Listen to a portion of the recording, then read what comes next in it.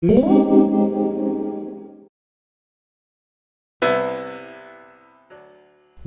back, Gadgeteers. I don't know if you've seen the news, but we're going to have a conversation today about the future of Fedora and whether or not the Fedora 31 lifecycle is development lifecycle is going to be extended, believe it or not. So we would not see the typical 6-month release.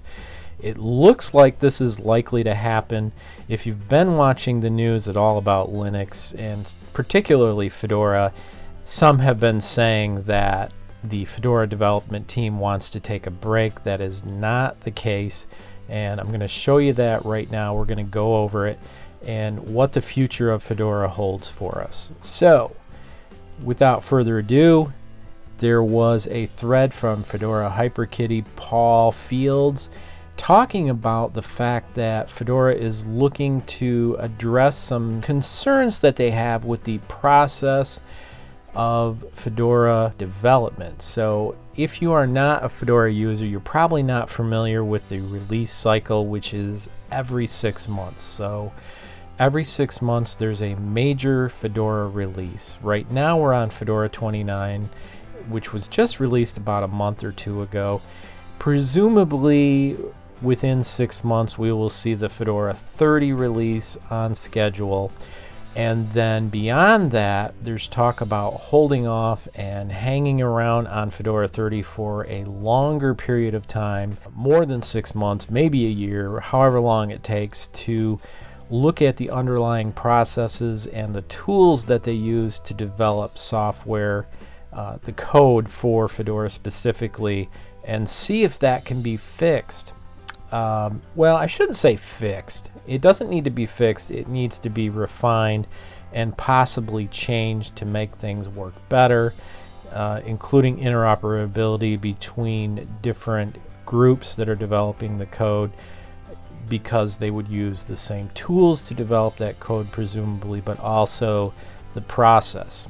So looking at what Paul is talking about, he mentions a thread that's been started, and he talks about what's going on with Fedora. He says, and here's a couple of issues that he's bringing up.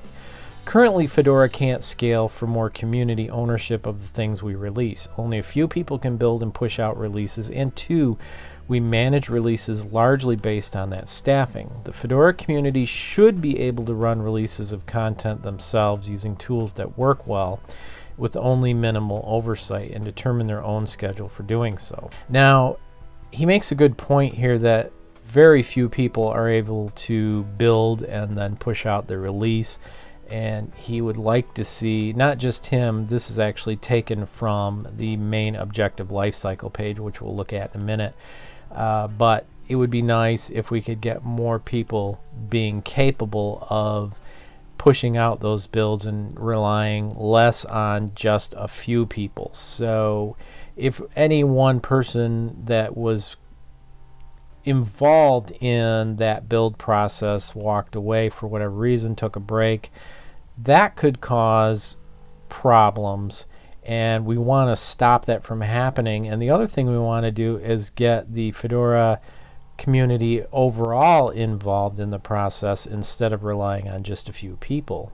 Now, this is directly from the lifecycle page, and we're going to go there in just a minute, but it's an important one and probably the most important paragraph here. Paul says we should skip the Fedora 31 release cycle and leave Fedora 30 in place longer in order to focus on improving the tooling and testing changes. These tooling changes will improve the overall reliability of Fedora and will decrease the manual effort and complexities involved in producing the distribution artifacts. Although we've done this before to make additions happen, the intent is to track the multi-team effort more actively so that we can, 1, use the time as well as possible, and 2, give the work maximum transparency. So with maximum transparency, essentially it allows the coders to see and understand what's going on more across the spectrum, and when they're developing their code, they may not have to do something that duplicates code from other groups. So that makes sense to me. So here on the objectives lifecycles problem statement, essentially if we scroll down here, we see that same paragraph we just read, and we get a little bit more information on what's going on. They want faster, more scalable compose process. They want it more automated testing and quality measures, which I agree with on the quality measures. Not necessarily because of the coding for Fedora itself, but possibly because of the packages that are included. You can tell to some extent that there's limited testing, at least in the Rawhide project, or the Rawhide release, not necessarily the main release. And track and coordinate the work across teams. So they broke down this development cycle into different challenges that they need to meet. Case in point, coordination. So looking at this challenge, for example, Fedora's development has grown organically over the years, which has led to the complex and often disorganized state we have now. Development teams often use different tools spread across a variety of platforms. This leads to a siloing effect where teams often operate in isolation, which leads to duplicate work, complaints about interoperability, and complex designs. Makes sense. For each of these issues, they offer up the solution. In this case, they want to adopt the common Kanban approach to development within Fedora and look at using specific software. And then they list the actual actions that need to take place to make this happen.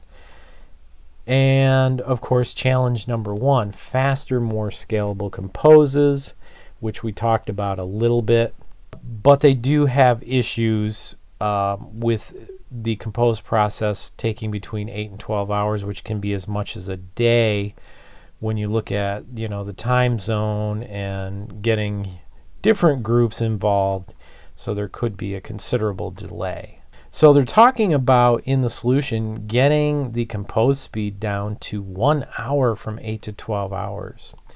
So that would be really impressive. How are they going to do that? Again, they list the actions here that need to take place to make this happen, starting with improving the underlying transaction speeds that affect the composes, update the process, and target the use of compose on demand. And then testing. So this is one that I'm familiar with. They currently don't require package testing for Fedora Rawhide, which, as they say here, frequently leads to nightly compose failures, broken installs, incompatibilities between applications, and the end result is they don't get user support and very few people try the Rawhide release. If you don't know what Fedora Rawhide is, it is essentially the nightly compose, build, and release that is very rough, thus the Rawhide name. And there isn't a whole lot of contributors and users looking at it. I was having problems with the official Fedora release, so I grabbed Rawhide and took a look at it and loaded it on my system so that I could try to see if the problem I was having was going to be fixed in the Rawhide release, which it wasn't. But unfortunately, you don't want to run your system on Rawhide. You would rather, your production system, you would rather do testing with Rawhide, but you certainly don't want to be running Rawhide in production because they don't test the packages that are included in Rawhide, and therefore you can have more problems.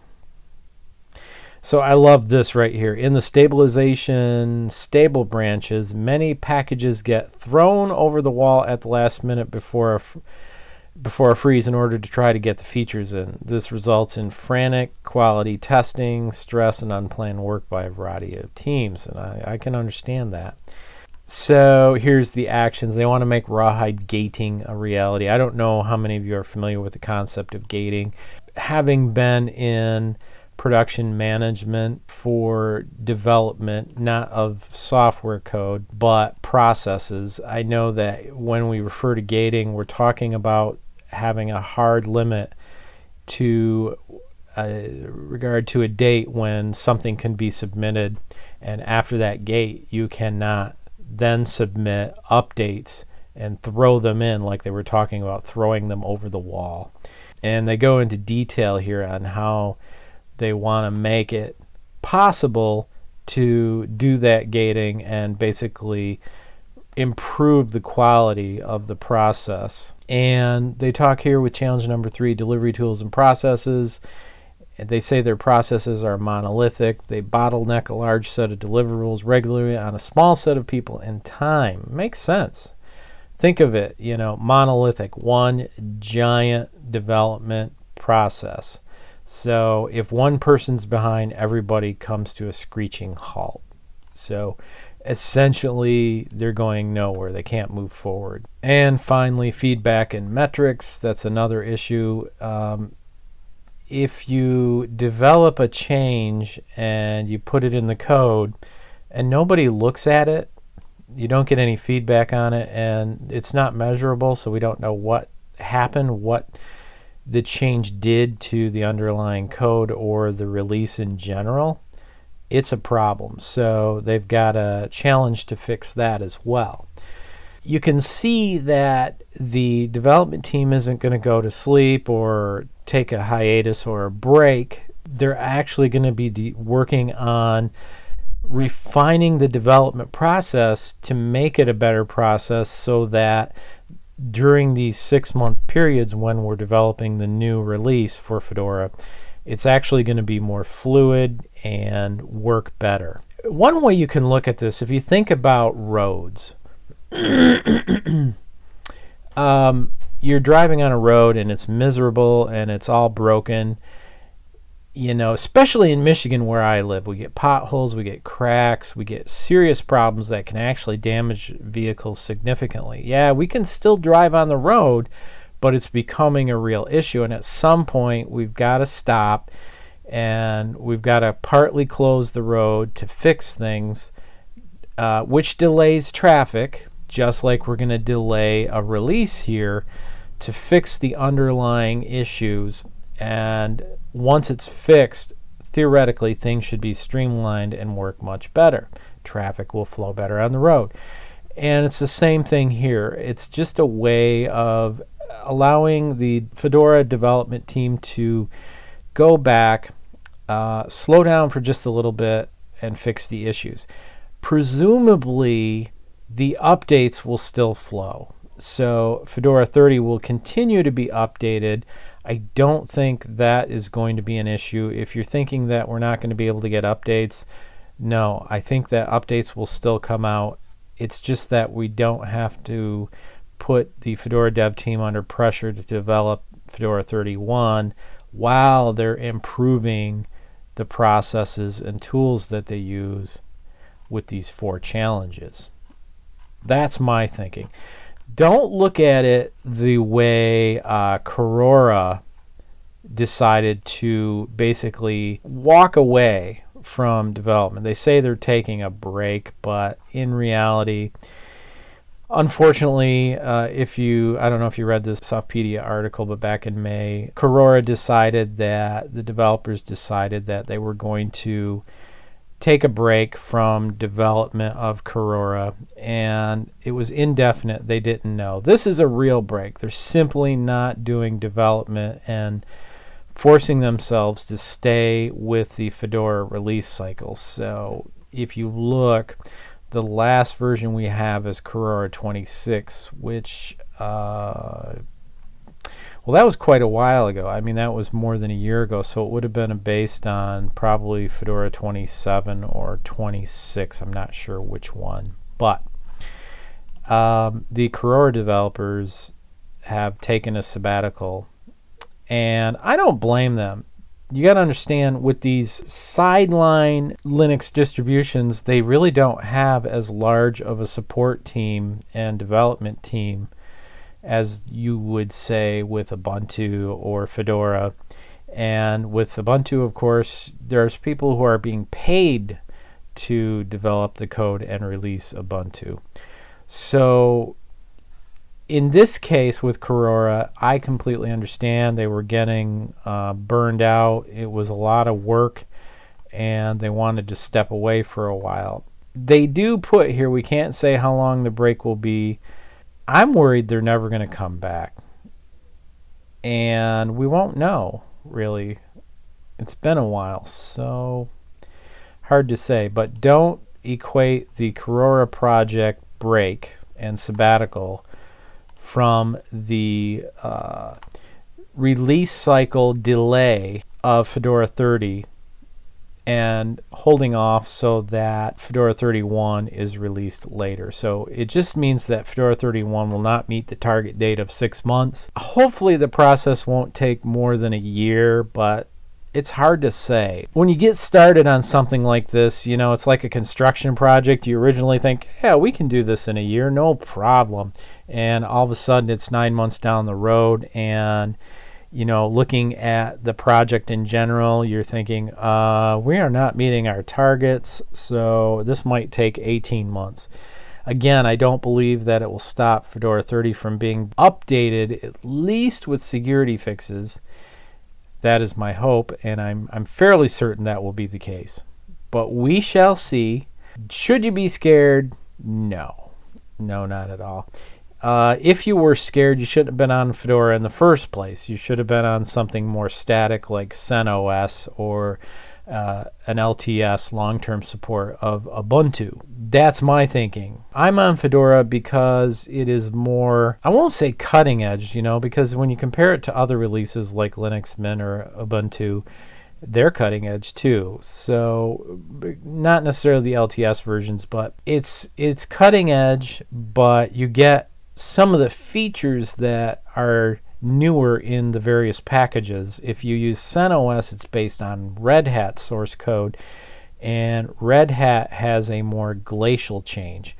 That can be a good thing if you're in production. So if you get used to a certain suite of applications at their certain version levels and it works well for you, it's possible you don't want to be on Fedora or a rolling release or whatever. You might just want to be on something more static. And I'm seriously thinking of looking at CentOS again. One of the problems I had with it before, so here we are on my Yoga 920, is that CentOS didn't have very good support at the time for even the Yoga 910 that I had, which was released in 2017. Now this unit, the Yoga 920, was released in February of 2018, and it's, you know, not likely that all the hardware is going to work great, but I think I'll go back and give it a test anyway and see how it is. But on the other hand, I would be giving up quite a lot by going to CentOS because I would be losing all the fresh features that come in the newer packages.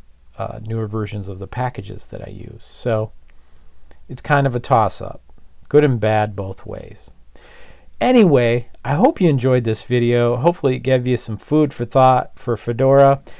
If you're interested in Fedora, I say go for it. Don't worry about this delay of Fedora 31. I expect that security updates and probably some updates in general will still be released for Fedora 30 during the interim period. It still remains to be seen how long that period will be, but my expectation is it would be about a year. Otherwise, look at other distributions. There's many out there that are just as good. I've mentioned a few. Ubuntu. You can also look at CentOS. You can look at Mint. I was watching a video on MX Linux that you might want to look at. Elementary OS is another popular one.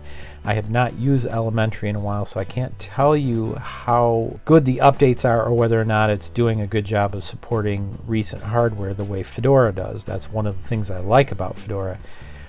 You know, this new update comes out, a major update, go to Fedora 29. I'm just going to go ahead and load it on my hardware, and it works perfect. That's one of the things I like about Fedora. Anyway, hope you enjoyed the video. I will see you next time on Fast Gadgets. If you did like it, subscribe, give me a like, and share if you could. I always appreciate that. Thanks again. See you next time on Fast Gadgets. This video was made possible with support from viewers like you. If you find this video useful, consider becoming a patron for as little as $1 a month at patreon.com/FastGadgets.